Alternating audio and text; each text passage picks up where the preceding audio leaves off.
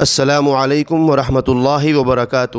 محترم سامعین کرام، حضرت مولانا خالد سیف اللہ رحمانی صدر all India Muslim personal law board نے اپنے بیان میں تمام مسلمانوں کا شکریہ ادا کیا ہے کہ انہوں نے بورڈ کی آواز پر لبیک کہا اور وقف ترمیمی بل کے خلاف جوائنٹ پارلیمانی کمیٹی کو بڑی مقدار میں ای میل روانہ کیے۔ اللہ کرے کہ حکومت جمہوری تقاضوں کو سامنے رکھ کر اس بل کو واپس لے لے اور ایسا قانون بنانے سے گریز کرے جو اقلیت دشمنی پر مبنی ہو۔ آپ نے مسلمانوں سے اپیل کی ہے کہ وہ اس بل کی واپسی کے لیے خوب دعا کا اہتمام کرے، کیونکہ کوئی بھی واقعہ خواہ وہ خوش کن ہو یا تکلیف دہ اللہ کی مرضی کے بغیر پیش نہیں آ سکتا۔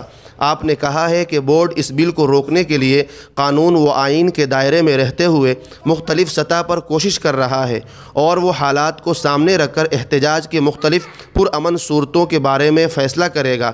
اس لیے مسلمانوں کو چاہیے کہ بورڈ جب بھی آواز دے اور جس بات کی اپیل کرے تمام مسلمان دل و جان سے اس پر عمل کرے اور وقف کی اہمیت کے پیش نظر ہر طرح کی قربانی دینے کو تیار رہے۔